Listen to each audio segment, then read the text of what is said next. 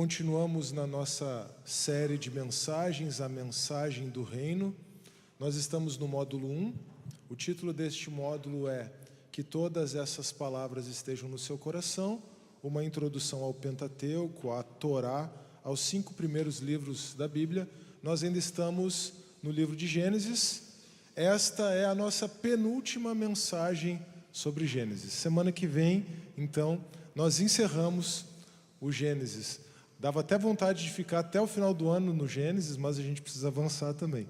Depois a gente vai engrenar num ritmo um pouquinho mais intenso para cada livro da Bíblia, mas o Gênesis realmente, dentro do Pentateuco, dentro da Torá, dentro da lei de Moisés, é muito importante, é fundante. Então, por isso, é importante que nós dediquemos algumas mensagens a mais para este livro tão importante dentro de toda a Escritura. A nossa mensagem desta noite se chama O Senhor Proverá o Cordeiro. E eu confesso que para essa mensagem aqui eu fiquei com medo, pastor. Fiquei com medo desse tema. Posso até dizer que eu estava com temor e tremor. Eu fiquei tão, assim, apreensivo com o tema dessa mensagem que eu cheguei a ler um livro do Søren Kierkegaard, que tem esse nome, Temor e Tremor. O Kierkegaard é um grande filósofo do século XIX, e nesse livro, Temor e Tremor, ele se propôs a explorar a experiência desse personagem bíblico que nós vamos considerar aqui. Na verdade, começamos a considerar na semana passada e continuaremos nesta semana, agora introduzindo a história daquele homem com o seu filho. Mas o Kierkegaard, então, ele se propõe a considerar a experiência desse personagem bíblico, mas ele também traz a sua própria experiência. E eu confesso que houve um momento na leitura do livro que eu senti a angústia daquele dinamarquês. Eu até parei o livro na metade, eu não continuei. Mas eu estava tão apreensivo com essa passagem que eu gostaria até de fazer jus ao apelido pelo qual algumas pessoas me conhecem. Você pode passar o slide, por favor? Eu sou, de certa forma, professor, né? Eu tive uma experiência já de alguns anos. Não é ainda. Vamos primeiro lembrar... Pode deixar, vamos deixar. A metanarrativa bíblica, eu espero que vocês já estejam bem familiarizados com ela. Vamos ficar um pouquinho aqui. Criação, queda, redenção e nova criação. Isso está presente por toda a Escritura, mas isso também são movimentos que nós percebemos no livro de Gênesis, além de perceber em todos os outros livros. E depois temos os temas em Gênesis. Eu tenho trazido esses slides várias vezes ao longo das quintas-feiras aqui. Trouxe tanto eles que até esqueci que ia trazer de novo. Mas então, os temas em Gênesis são criação e nova criação de forma paralela. Então, de certa forma, reproduzindo aqui as ideias da metanarrativa bíblica. Pode passar para o próximo, por favor. Isso, obrigado. Mas nós também temos o governo de Deus estendido por toda a criação, o pecado, a rebelião dos seres humanos, a aliança, nos lembrando que o juízo não é o fim, mas o começo, e conectado com esse assunto da aliança, a eleição. E agora, nesse momento do livro em que nós estamos, eleição e aliança começam a ficar cada vez mais claros, esses temas. Mas agora sim, voltando à brincadeira que eu estava fazendo, nesse momento eu gostaria de fazer jus a um apelido com o qual algumas pessoas me conhecem. Na verdade, eu passei alguns anos em sala de aula, dando aula sobre direito. Hoje eu não faço mais isso, mas com os alunos, então, eu até brincava. Eu colocava o meu nome completo, e daí eu ia apagando o meu primeiro nome, o meu segundo nome, o meu sobrenome, porque o meu nome completo é Carlos Eduardo Rangel, então eu colocava professor Carlos Eduardo Rangel, e aí eu ia apagando todos eles, e então eu ficava o meu último sobrenome, professor Xavier. Eu gostaria realmente de fazer jus, pode passar o slide agora, eu gostaria realmente de fazer jus ao meu apelido, ou a essa brincadeira, porque eu gostaria de conseguir ler a mente desse personagem bíblico. Se tem alguma coisa que eu gostaria mesmo, era de conseguir compreender o que estava passando na cabeça de Abraão, na passagem de Gênesis 22. Vocês já não tiveram essa sensação? Vocês já não tiveram essa vontade também? Vocês já não tiveram a vontade de ler os pensamentos de alguém? Gente, eu obviamente não tenho os poderes do professor Xavier dos X-Men, apesar de brincar com o meu nome, tá bom? É claro que, assim, quando você aprende mais ou menos como as pessoas funcionam, você aprende a identificar padrões, você até quase que consegue ler os pensamentos de alguém ou imaginar o que uma pessoa está pensando. Então, essa habilidade, de certa forma, eu desenvolvi. Mas eu também aprendi uma coisa sobre essa habilidade. Nunca usar isso com a minha esposa, né, Marcos? Isso é importante, né? Se eu tentar sugerir para a Jana que eu estou lendo os pensamentos dela, ou imaginando o que ela está pensando, eu vou me dar mal, ainda que eu esteja certo, tá? Então, fica uma dica aqui do professor Xavier para os maridos. Mas, voltando ao nosso assunto, então, nessa passagem que nós vamos ler, eu acho que todos nós teríamos a vontade de saber o que está passando no interior de Abraão. Nós vamos ler Gênesis 22. Agora, acontece que o livro de Gênesis é muito econômico quanto aos sentimentos dos seus personagens. Não é algo apenas sobre Abraão. O livro de Gênesis é econômico, ele não nos abre a porta de entrada ao mundo interior dos seus personagens, pelo menos não de forma direta na narrativa do livro. Mas nós temos, de alguma maneira, acesso ao mundo interior dos personagens e vamos ter, de alguma maneira, acesso ao que está se passando no interior de Abraão por meio do relato das coisas que Abraão está fazendo e falando. E mais importante do que isso, nós vamos poder ter acesso aqui ao que Deus está fazendo no texto. Então, ainda que nós tenhamos aquele desejo de compreender o que está passando no interior de Abraão, nós vamos nos focar nas suas atitudes, porque as suas atitudes revelam os seus pensamentos e os seus sentimentos, e nós vamos nos focar especialmente naquilo que Deus está fazendo e naquilo que Deus está falando nessa passagem. Então vamos ler Gênesis 22, verso 1 até o 19. Passado algum tempo, Deus pôs Abraão à prova. Grave bem essa expressão, porque isso aqui é chave para compreendermos essa passagem.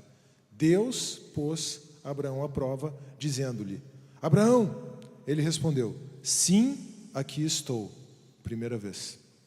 Então Deus disse: tome o seu filho, o seu único filho, Isaque, a quem você ama. A primeira vez que o verbo amar aparece na Bíblia. A primeira vez que o verbo amar aparece em Gênesis. O seu filho, Isaque, o seu único filho, Isaque, a quem você ama, e vá para a região de Moriá. Sacrifique-o ali como holocausto em um dos montes que eu lhe indicarei. Verso 3. Então Abraão se levantou cedo pela manhã e preparou o seu jumento. Tomou consigo 2 dos seus servos e Isaque, o seu filho. Depois de cortar lenha para o holocausto, o próprio Abraão cortou a lenha para o holocausto, partiu em direção ao lugar que Deus lhe havia indicado. No terceiro dia, depois de 3 dias de viagem, Abraão ergueu os olhos pela primeira vez no texto e viu o lugar ao longe. Disse aos seus servos, prestem atenção no que Abraão está dizendo aos seus servos: fiquem aqui com o jumento, enquanto eu e o rapaz vamos até lá. Depois de adorar, voltaremos. Verso 6. Abraão pegou a lenha para o holocausto e colocou sobre Isaque, o seu filho, enquanto ele mesmo carregou a brasa e a faca com as próprias mãos. Caminhavam os 2 juntos quando Isaque disse a Abraão, o seu pai: meu pai? Sim, meu filho, aqui estou, pela segunda vez no texto. Abraão respondeu. Isaque perguntou: a brasa e a lenha está aqui, mas onde está o cordeiro para o holocausto? A brasa e a lenha está aqui, mas onde está o cordeiro para o holocausto? Abraão respondeu: Deus mesmo há de prover o cordeiro para o holocausto, meu filho. Deus mesmo há de prover o cordeiro para o holocausto. Por isso, o título da nossa mensagem de hoje: Deus proverá o cordeiro. Os 2 continuaram a caminhar juntos. Verso 9. Quando chegaram ao lugar que Deus lhe havia indicado, Abraão construiu um altar e sobre ele arrumou a lenha. Amarrou Isaque, o seu filho, e o colocou sobre o altar, em cima da lenha. Então Abraão estendeu a mão e pegou a faca para sacrificar o filho. O anjo do Senhor, porém, o chamou do céu pela primeira vez. Abraão, Abraão, sim, aqui estou, pela terceira vez no texto. Ele respondeu. Não estenda a sua mão contra o rapaz, disse o anjo. Não lhe faça nada. Agora sei que você teme a Deus, porque não negou dar a mim o seu filho, o seu único filho. Abraão ergueu os olhos, pela segunda vez no texto, e viu um carneiro preso pelos chifres em um arbusto. Foi até lá, tomou o carneiro e o sacrificou como holocausto em lugar do seu filho. Abraão chamou aquele lugar de "O Senhor proverá". Por isso, até hoje se diz, no monte do Senhor se proverá. Pela segunda vez, e agora o autor de Gênesis me ajudou, não precisei eu destacar isso, verso 15. Pela segunda vez, o anjo do Senhor chamou do céu a Abraão e disse: juro por mim mesmo, declara o Senhor, que por ter feito o que fez, não me negando o seu filho, o seu único filho, esteja certo de que o abençoarei e farei a sua descendência tão numerosa como as estrelas do céu e como a areia à beira-mar. A sua descendência conquistará as cidades dos seus inimigos, e por meio dela todas as nações da terra serão abençoadas, porque você me obedeceu. Lembra da palavra de Abraão aos seus servos? Então Abraão voltou aos seus servos e juntos partiram para Berseba, onde Abraão passou a viver. Amém. Vamos orar? Já que eu disse que o texto era tão desafiador, nada melhor do que dependermos do Senhor e do Espírito para nos conduzir nessa reflexão. Pai, nós estamos aqui temendo e tremendo, não apenas junto com Kierkegaard, mas junto com Abraão, junto com Isaac, diante da santidade da Tua Palavra e diante de uma prova, em alguns momentos tão incompreensível para nós. Mas nós pedimos clareza do alto, direção do Teu Espírito e discernimento para compreendermos, que Tu fales e nós possamos escutar o que Tu tens para nos dizer nesta noite, em nome de Jesus. Amém. Eu acho que a estrutura das 4 páginas funcionou bem na semana passada, então hoje eu nem vou começar destacando 3 pontos no texto, eu vou direto abrir a primeira página aqui conosco. O que nós vemos nesse texto é que, como diz lá no versículo 1, Deus põe Abraão à prova. O texto deixa bem claro que se trata de um teste. Ou seja, Deus não queria um sacrifício humano. Deu para entender isso? Em nenhum momento Deus queria que Abraão matasse, sacrificasse Isaac. O que Deus estava fazendo era propondo um teste para Abraão. Deus estava testando a fé em Abraão, a fé de Abraão, para conhecer, para saber se ele temia a Deus. Vejam que interessante. Alguns até podem pensar, e eu acho que não está errado esse raciocínio. Deus estava testando Abraão para saber se Abraão amava mais a Deus do que a Isaac. Não está errado esse raciocínio, embora o próprio texto não coloque nesses termos. Como eu mencionei, a primeira vez que o verbo amar aparece em toda a Bíblia é no capítulo 22 de Gênesis. Isaac, o seu filho, o seu único filho, a quem você ama. A primeira vez que o verbo amar aparece em toda a Escritura. Mas quando Deus coloca Abraão à prova, Ele não diz: sacrifique o seu filho para que você prove que me ama. Não seria errado pensarmos assim, mas o resultado do teste é que o Senhor afirma: agora eu sei que você teme a Deus. Então, o Senhor está testando, provando o temor de Abraão. É muito importante nós entendermos que em nenhum momento Deus está aqui concebendo ou admitindo um sacrifício humano. Muito pelo contrário. Se nós entendermos bem essa passagem e o papel dela dentro do livro de Gênesis, e mais do que isso, dentro do Pentateuco, dentro da Torá, dentro da lei de Moisés, essa passagem é um manifesto contra o sacrifício humano, e ainda mais contra o sacrifício de crianças, certo? E isso é muito importante, por quê?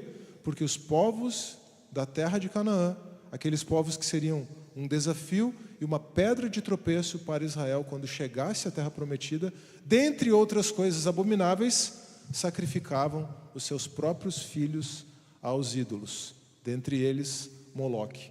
Então isso fica bem claro aqui. Já temos algo muito claro. Apesar da prova, apesar do teste de Abraão, o que quer que ele signifique, Yahvé, o Senhor, é muito diferente dessas divindades que andam por aí. Na verdade, jamais passaria pela cabeça de Yahvé, jamais passaria pela cabeça do Senhor pedir tal coisa, exceto no caso de um teste, ou seja, algo que jamais seria de fato concretizado. Mas eu mencionei que o objetivo do Senhor era saber se Abraão o temia. Será que Deus não sabia que Abraão iria passar no teste? É claro que sim. Deus é onisciente, Deus é presciente. E eu ainda diria, como molinista que sou, que Deus tem conhecimento médio. Então, para ele era fácil saber o que Abraão faria em qualquer circunstância na qual Abraão estivesse. Mas isso é uma resposta bem moderna. Essa visão de onisciência que nós construímos, essa visão de presciência, essa visão de onisciência como conhecimento do valor de verdade de todas as proposições, eu estou sendo técnico aqui de forma bem intencional, isso é uma concepção muito moderna, muito contemporânea.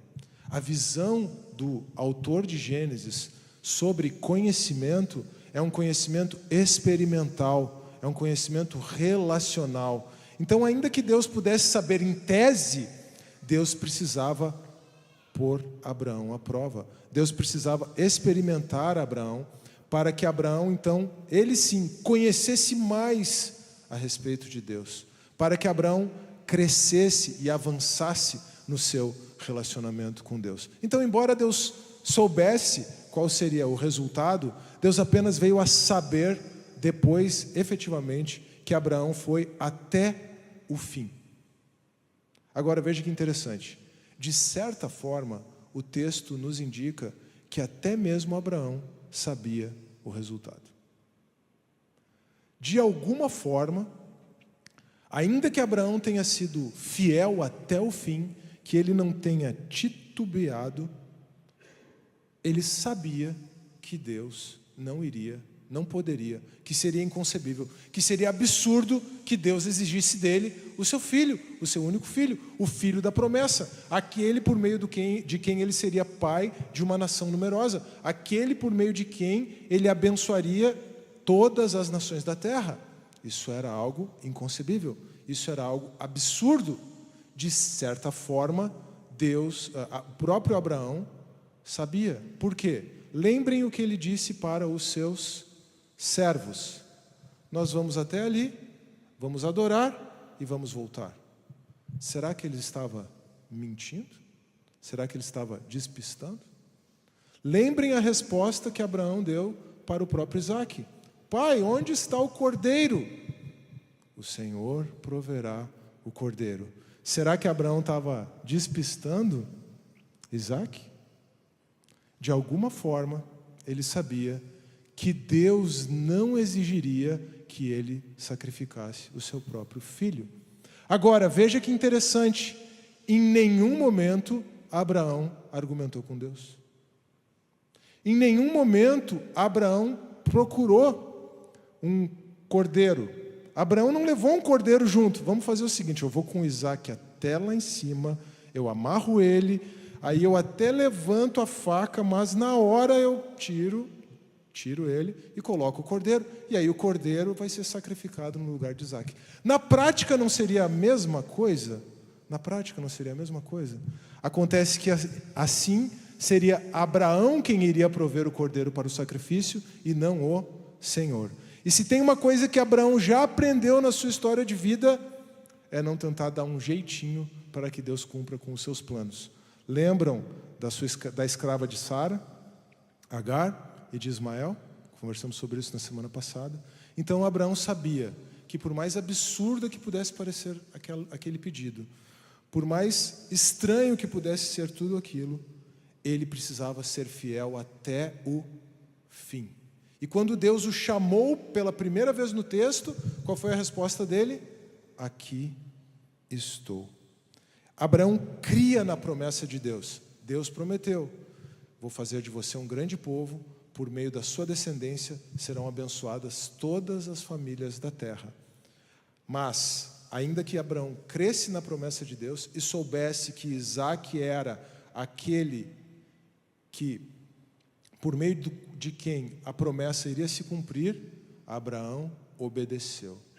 É por isso que eu digo que essa passagem é muito desafiadora e, de certa forma, é até mesmo angustiante. Ela não é um quebra-cabeça para a onisciência de Deus, mas ela é uma porta, uma janela, talvez, para o mundo interior de Abraão e para o relacionamento de Abraão com Deus. Isaque não era apenas o filho da promessa, Abraão o amava. E veja como o texto constrói essa afirmação do próprio Deus acerca do amor de Abraão. O seu filho, o seu único filho, Isaque, a quem amas. E como eu já mencionei algumas vezes aqui, a primeira vez que o verbo amor aparece em toda a Bíblia. O texto prossegue. No verso 3, afirma que Abraão levantou cedo de manhã. O que isso denota no contexto? Prontidão para obedecer. Como eu mencionei, Abraão não discutiu com Deus, Abraão não questionou a Deus, e talvez as esposas, as mães aqui estejam perguntando: certo, mas será que ele não falou nada com Sara também? É uma pergunta legítima. É uma pergunta legítima de nós fazermos. E agora imagine a conversa de Abraão com Sara, se é que ela ocorreu. O texto não registra, e o melhor é imaginarmos até que não ocorreu. Mas você imagina Abraão dizendo para Sara: olha, é o seguinte, Deus me pediu que eu vá até a região de Moriá e lá eu sacrifique o nosso filho Isaque em holocausto. Você imagina a reação de uma mãe ouvindo essa notícia? E a julgar pelo que o Abraão disse para os servos e para o Isaque, imagina ele dizendo assim: mas fica tranquilo, eu vou lá e vou voltar com o menino. Você já imaginou? A Sara mesmo seria a primeira a dizer: não, leva um cordeiro junto contigo e quando chegar lá, vê se resolve esse problema, né? Mas não foi assim. A gente não sabe se esse diálogo aconteceu, mas é válido que nós imaginemos, porque isso de alguma maneira nos leva ainda mais para dentro da tensão e para dentro do caráter tão desafiador dessa passagem. Isso nos leva para dentro do ambiente emocional, para nós tentarmos ter um pequeno vislumbre, ainda que muito fraco, daquilo que podia estar passando no interior de Abraão. Vejam que interessante, Abraão não apenas levantou cedo de manhã, Abraão também, ele mesmo cortou a lenha. Ele levou 2 servos, mas ele cortou a lenha com a qual ele sacrificaria o seu próprio filho. E o mais interessante sobre isso é que ele colocou a lenha sobre Isaque, para que Isaque carregasse. O filho carregou a madeira com a qual ele seria sacrificado. O filho carregou a madeira com a qual ele seria sacrificado. Após uma jornada de 3 dias, Abraão ergue os olhos pela primeira vez. A primeira vez que o texto menciona que ele ergue os olhos e vê o lugar ao longe. Imagine o frio na espinha desse homem ao erguer os olhos pela primeira vez e ver o monte designado por Deus. A hora está chegando. Eu vou até o fim. Eu não sei o que vai acontecer. Mas se nada acontecer, eu irei até o fim. Então Abraão ergue os olhos pela primeira vez e vê o monte designado. Aí então ele diz aos servos para esperarem, porque ele e o filho retornariam. Como eu já mencionei aqui, ele estava mentindo? ou ele estava afirmando a sua confiança de que isso iria acontecer. E aí então Abraão e Isaac prosseguem a jornada juntos. O texto só registra um diálogo entre eles. Na verdade, em toda essa jornada de 3 dias, Abraão só diz 2 coisas. Aquela frase para os servos, e agora quando Isaac pergunta. E quando Isaac chama, Abraão diz: eis-me aqui pela 2ª vez. Ou eu estou aqui. Vejam que ele está sempre pronto. Ele está sempre pronto. Seja para Deus, seja para o seu filho. Então veja que a reação de Abraão para com Isaac é a mesma reação dele para com Deus. Eu estou aqui. O que torna o sacrifício de Isaac ainda mais profundo, o que torna o sacrifício de Isaac ainda mais tormentoso diante dessa prontidão do seu pai ao respondê-lo. E aí então nós temos a pergunta: onde está o cordeiro? E aí Abraão afirma que Deus proverá o cordeiro para o sacrifício. De novo, da mesma forma que eu questionei quando estávamos pensando sobre a resposta dele para os servos. Ele estava mentindo? Ele estava ludibriando o menino para poder levá-lo? Ou ele estava afirmando a sua confiança naquilo que Deus poderia fazer? Meus irmãos, esse evento é único em toda a narrativa bíblica. Por isso, parafraseando não, na verdade, invocando novamente Kierkegaard, por isso o meu temor e tremor para pregar sobre essa passagem. Esse evento é único em toda a narrativa bíblica. Se nós entendermos o papel desse evento na narrativa, como eu já mencionei, e é importante reforçar isso, ele funciona como um manifesto contra o sacrifício humano. Um manifesto contra o sacrifício humano. Aquelas práticas repugnantes dos povos de Canaã. E especialmente contra o sacrifício infantil. Então, é muito importante nós entendermos o papel até mesmo doutrinário. O papel até mesmo enquanto manifestação da vontade, da boa vontade de Deus, manifestação do caráter moral de Deus nas Escrituras. Ao contrário do que Immanuel Kant, séculos atrás, imaginou, Deus não pode ser esse monstro moral que exige o sacrifício de um filho ao seu pai, ao contrário do que Kant imaginou, um outro grande filósofo anterior a Kierkegaard.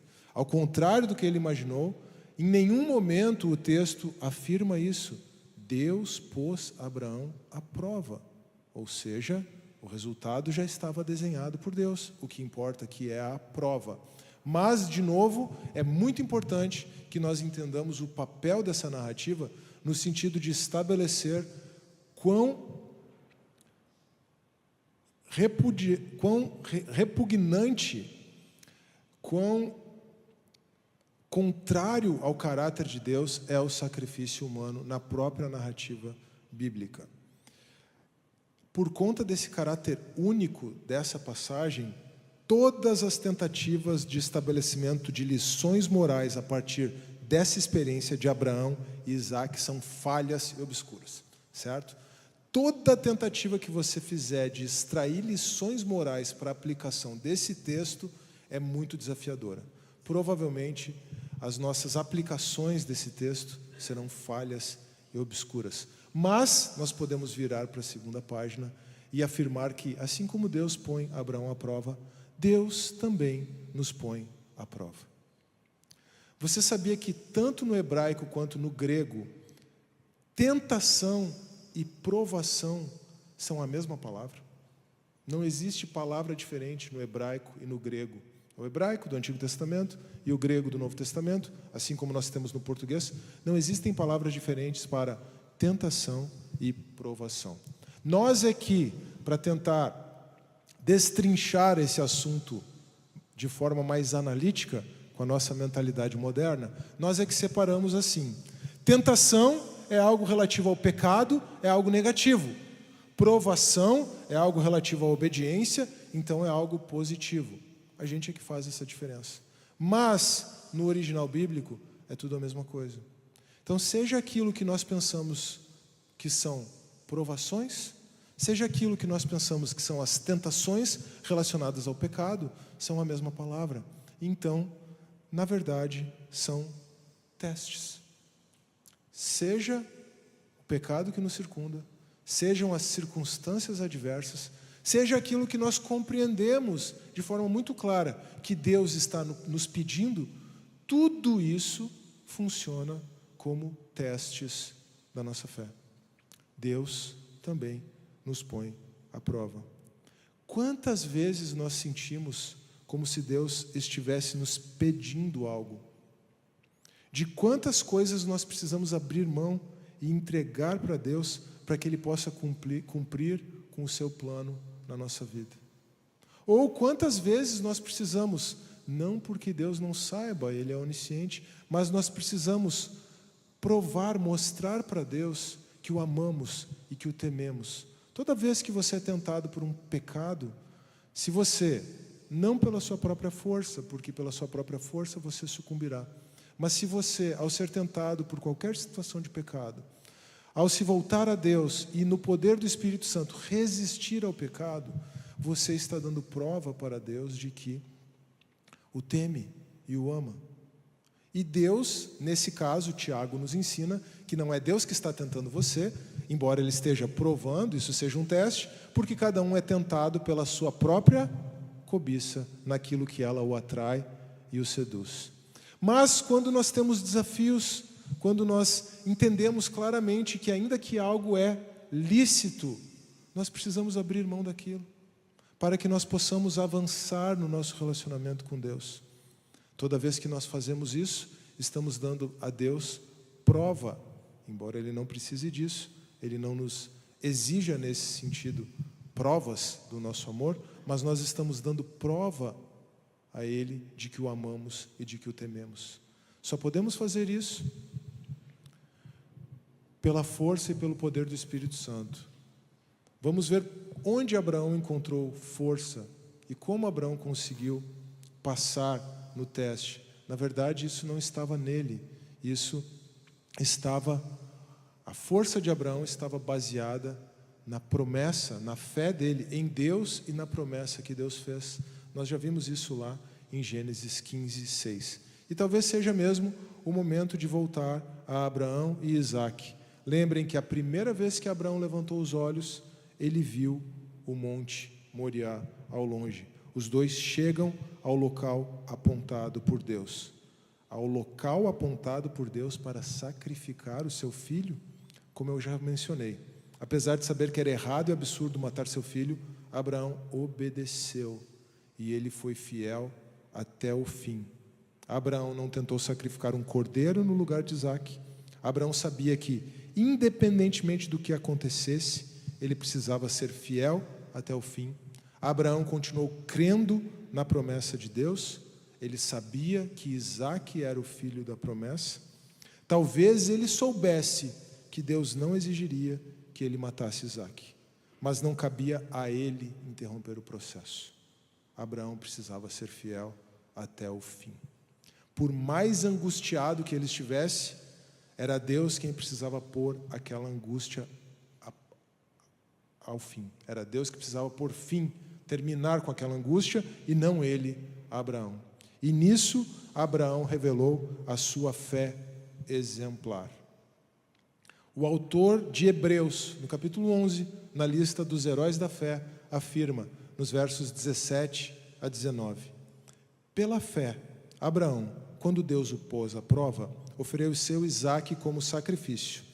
Aquele que havia recebido as promessas estava a ponto de sacrificar o seu filho, embora Deus lhe tivesse dito, por meio de Isaque, a sua descendência há de ser considerada. Abraão levou em conta que Deus pode ressuscitar os mortos e figuradamente recebeu Isaque de volta dentre os mortos. A própria fé de Abraão, que agiu nele para que ele, como diz o autor da carta aos Hebreus, receber de volta Isaque dentre os mortos, ainda que figuradamente, a própria fé de Abraão era consequência da justiça que Deus lhe imputou por ele ter crido na promessa. Lembra de Gênesis 15, 6? Meus irmãos, não tem como entender Gênesis 22 sem termos Gênesis 15, 6 ao lado. Abraão creu em Deus e isso lhe foi imputado como justiça.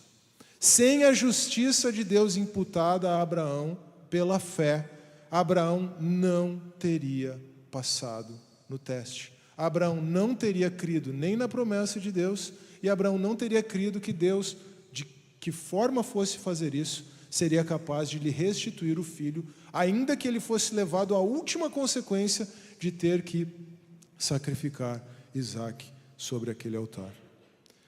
Aqui, o mais belo e o mais profundo do texto é que a fé de Abraão na promessa de Deus, a fé na bênção para todos os povos da terra, essa é a promessa de Deus a Abraão, essa fé, a fé de que Abraão teria Isaque de volta para si, em razão da promessa de Deus, essa fé, no final das contas, é a fé em Cristo. Porque tudo isso, na narrativa bíblica, ainda que lá nos seus primórdios, ainda que no capítulo 22 do livro de Gênesis, nos aponta claramente para Cristo, aquele por meio de quem todas as nações da terra seriam abençoadas pela descendência de Abraão, como nós vimos na semana passada. E é por isso que o Senhor provê o cordeiro para o sacrifício de Abraão. O Senhor, o próprio Senhor, provê o cordeiro para o sacrifício de Abraão, cumprindo com a palavra que Abraão disse ao seu filho Isaque no caminho. No último instante, o anjo do Senhor intervém. E muitos identificam o anjo do Senhor no Antigo Testamento com manifestações do próprio Cristo pré-encarnado. Cristofanias. Eu não vou entrar nesse termo técnico da teologia e nem vou entrar em detalhes aqui. Mas, veja que interessante, o próprio Senhor Jesus, antes de vir a nós como homem, a segunda pessoa da Trindade, pode ter intervindo ali. E se você notar como o anjo do Senhor fala com Abraão, o texto identifica ele como anjo do Senhor, mas o anjo do Senhor fala como se fosse o próprio Deus. Agora eu vi que você me ama e não me negou o seu único filho. Então tem essa figura um tanto difícil de compreender no Antigo Testamento, no livro de Gênesis, o anjo do Senhor. Isso é, na compreensão da doutrina da Trindade, já um vestígio trinitário no Antigo Testamento, e muitos entendem então que sempre que aparece essa expressão, o anjo do Senhor, não um anjo da parte do Senhor, mas o anjo do Senhor, seria o próprio Cristo. Então, podemos dizer que ali, em cima do monte, ao ir até o fim, na sua obediência a Deus, Abraão teve um encontro com Cristo. Veja que profundo isso. Então o anjo do Senhor clama do céu e pela terceira vez no texto, Abraão afirma, aqui estou. A primeira vez foi quando Deus o chamou e pediu que ele fizesse então o sacrifício. A segunda vez foi quando no caminho Isaque o chama e pergunta sobre o cordeiro. Aqui estou, Senhor, aqui estou, meu filho. Quando o anjo do Senhor clama, Abraão diz, aqui estou. E pela segunda vez na narrativa, Abraão ergue os olhos. A primeira vez, ele levantou os olhos e viu o monte. Agora, ele ergue os olhos e vê um carneiro preso pelos chifres em um arbusto. A primeira vez que Abraão levantou os olhos foi a vez da angústia, foi o momento de angústia. Ao final do terceiro dia, ele chegou, levantou os olhos e viu o monte. É ali. Imagine o que se passou no interior dele. A segunda vez em que ele levanta os olhos, agora na narrativa, é a vez do alívio. Mas ele precisou levantar os olhos 2 vezes. Ele levantou os olhos pela segunda vez, na primeira vez que o anjo do Senhor clama, ou chama do céu a ele. Então Abraão dá um nome àquele monte. O Senhor proverá, ou o Senhor viu. E aí então pela segunda vez, o anjo do Senhor fala, nos versos 16 a 18. O anjo do Senhor fala pela segunda vez. A primeira vez que o anjo do Senhor falou foi para intervir, foi para impedir que Abraão matasse Isaque. Agora, a segunda vez que o anjo do Senhor fala no texto é para confirmar a bênção, é para confirmar a promessa que Deus já tinha feito a Abraão antes. César? E por que essa história é importante para nós? Eu já mencionei o caráter único desse evento na narrativa bíblica. Todas as tentativas de estabelecimento de lições morais a partir de Abraão e de Isaac são falhas e obscuras. Mas o texto nos afirma que Abraão provou que temia a Deus. Abraão provou que temia a Deus, mas como esse texto é tão singular, todas as tentativas de estabelecer lições morais para nós, a partir de Abraão e Isaac, são falhas e obscuras. Mas, se tem alguma coisa que não é obscura nesse texto, é a tipologia de Cristo em Isaac e no cordeiro preso pelos chifres. A tipologia de Cristo em Isaac e no cordeiro preso pelos chifres é muito clara. Como eu mencionei, o filho carregou a madeira com a qual ele seria sacrificado. Primeira tipologia, Isaac como um tipo de Cristo. Mas Isaac não seria capaz de fazer frente ao sacrifício. Por isso, o Senhor proveu um cordeiro. Deus, o próprio Deus, proviu o cordeiro para ser morto no lugar do filho de Abraão. Há aqui um cordeiro ou um carneiro preso pelos chifres que vem como substituto de Isaac, o sacrifício vicário, o sacrifício substitutivo de Cristo Jesus. Tudo isso já aparece em Gênesis, apontando para Cristo e apontando para a sua obra. Tem algo que eu tenho repetido também bastante aqui. O Novo Testamento está oculto no Antigo. O Antigo Testamento está revelado no Novo. Nessa tipologia, Isaac carregando a madeira, o cordeiro que é sacrificado no lugar de Isaac, ou o carneiro que é sacrificado no lugar de Isaac, o Senhor provendo o cordeiro, já fica muito claro toda a tipologia. Mas nós podemos ir para o Evangelho de João, no capítulo 1, verso 29, a frase de João Batista. João Batista viu Jesus aproximando-se e disse: vejam, é o Cordeiro de Deus que tira o pecado do mundo. E no verso 16 do capítulo 3, uma passagem que talvez muitos aqui saibam de cor: porque Deus tanto amou o mundo que deu o seu Filho unigênito, para que todo aquele que nele crer não pereça, mas tenha a vida eterna. Em Romanos 8, 32, Paulo afirma: aquele que não poupou o seu próprio Filho, ele não poupou o seu próprio Filho. O filho de Abraão foi poupado, mas o Filho de Deus não foi poupado. Aquele que não poupou o seu próprio Filho, mas o entregou por todos nós, como não nos dará graciosamente com ele todas as coisas? Por isso nós podemos concluir que Jesus é a provisão de Deus para nós. Jesus é a provisão de Deus para nós. Assim como Deus proviu o cordeiro para Abraão no monte, Jesus, o Cordeiro de Deus, é a provisão de Deus para nós. Jesus é o sacrifício que nos livra dos nossos pecados.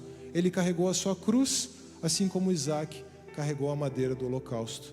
Mas ele também foi morto no nosso lugar, assim como aquele carneiro que o Senhor providenciou no Monte Moriá foi morto no lugar de Isaac.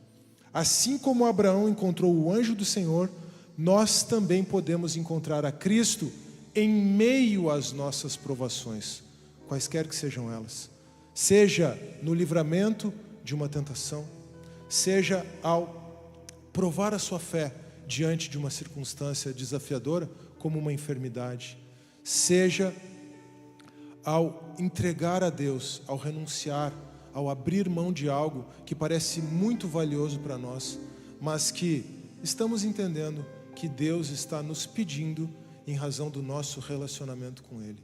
Nós também podemos encontrar a Cristo em meio às nossas provações. Sabem, irmãos, eu mencionei no começo, brincando sobre o meu apelido ali, sobre aquela situação na faculdade, em sala de aula, professor Xavier. A verdade é que eu hoje não estou mais em sala de aula. Eu hoje não dou mais aula de direito. E a verdade é que também não houve um momento assim que Deus disse: olha, vai lá no Monte Moriá e sacrifica a tua atividade como professor. Isso de fato não aconteceu. Teve um momento em que eu parei de dar aula por circunstâncias, mas foi algo relativamente tranquilo. Não foi algo que me fez experimentar uma angústia existencial, como Abraão provavelmente tenha experimentado e como Kierkegaard traduz no seu livro Temor e Tremor. Mas o fato é que foi algo de que eu abri mão. E eu hoje abro mão com alegria. Eu poderia estar numa sala de aula. Aliás, eu poderia estar numa sala de aula numa quinta-feira à noite nesse momento. Mas eu entendi que era muito mais adequado. E eu entendi que era algo que Deus estava pedindo de mim. Que eu usasse essa minha aptidão para ensinar a palavra de Deus. E não mais para ensinar alunos numa faculdade de Direito.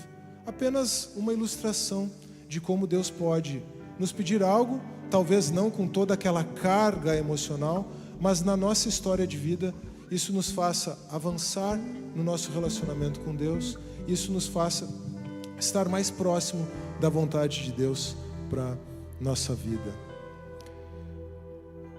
Nós somos chamados então a crer como Abraão, não crer em nós mesmos, não olhar para a força do nosso braço, mas crer em Cristo, que é a provisão suficiente de Deus para todos nós. Quais são os testes pelos quais você tem passado? Você está disposto a encontrar a provisão de Deus em Cristo em meio a esses testes? Há algo que Deus está pedindo de você para que você abra mão? Seja um pecado, óbvio. O pecado temos que abandonar, não temos que abrir mão, mas Deus pode estar pedindo para você abrir mão de algo lícito, em razão do tamanho que aquilo que é lícito, que não é pecado, mas tem ocupado no seu coração. Você está pronto para fazer como Abraão e dizer ao Senhor: aqui estou? Talvez a primeira vez que você levante os olhos seja de angústia, mas na segunda vez, para ouvir a voz do anjo do Senhor, para perceber Cristo com você em meio à sua provação, a segunda vez que você levantar os olhos pode ser de alívio. Da mesma forma, talvez a primeira vez que você ouça a voz de Deus numa situação de prova, de teste, seja para intervenção, para chamar a sua atenção. Mas na segunda vez em que você ouvir a voz de Deus, pode ser o momento da confirmação da bênção de Deus. Além do momento do alívio, o momento da confirmação da bênção. A confirmação da bênção de Deus em Cristo para a sua vida, para que você avance nos planos que o Senhor tem para você. Nesta noite, nós consideramos o texto tão desafiador de Gênesis 22, 1 a 19. Nós vimos que Deus pôs Abraão à prova, ou Deus põe Abraão à prova no texto. Mas nós também refletimos que Deus também nos põe à prova. No texto, o Senhor proveu o cordeiro para o sacrifício de Abraão. E isso nos aponta claramente para o fato de que Jesus é a provisão de Deus para nós. Vamos orar? Talvez você tenha algo para entregar ao Senhor. Talvez você esteja buscando a intervenção divina. Talvez você esteja buscando ouvir a voz de Deus, seja para lhe corrigir, mas também seja para confirmar a sua bênção. Eu não tenho feito isso aqui nas quintas-feiras, mas nós estamos com bastante tempo hoje, né, pastor? Se você quiser, nesse momento em que nós vamos cantar, vir aqui à frente para ter o seu momento com Deus, você pode fazer isso. E depois, então, que nós cantarmos, eu vou orar por todos nós aqui. Tu és muito grande, Pai. Tu és grande, o teu amor para nós é grande. Se tu poupaste Isaque, o filho de Abraão, tu não poupaste o teu próprio filho. Entregaste a Cristo por nós e juntamente com ele todas as coisas. Esse texto que consideramos nessa noite é Terra Santa, Deus. Nós retiramos a sandália dos nossos pés e com temor e tremor nos aproximamos de Ti. E há filhos Teus aqui que estão olhando para o céu, talvez numa primeira vez com angústia, mas certamente buscando olhar pela segunda vez e buscando o alívio que vem da Tua parte. Ó Deus, fala com cada um de nós aqui, fala com cada um desses meus irmãos que estão aqui à frente, confirma a Tua bênção. Faz com que os nossos olhos estejam fixos na provisão que Tu tens para nós, a provisão que é Cristo. O Senhor já proviu o Cordeiro, e o Cordeiro é Cristo Jesus. E nele, como Paulo afirma em Romanos 8:32, nós temos todas as coisas. Recebe a nossa gratidão, recebe o nosso louvor nessa noite, Deus, e continua falando com cada um de nós, e continua nos trazendo para mais perto de Ti, seja por meio das provações, seja por meio da leitura da palavra, seja no nosso tempo de oração, Deus. Queremos Te ouvir, queremos estar mais próximos de Ti, queremos Te conhecer, Deus, e queremos em tudo isso Te mostrar, por esse conhecimento relacional, que nós Te amamos e Te tememos. Não que Tu não saibas, Deus, mas porque nós precisamos disso. E nós Te agradecemos, porque em meio às nossas carências, em meio às nossas falhas, nós encontramos a Tua provisão. Recebe o nosso louvor nesta noite, em nome de Jesus. Amém.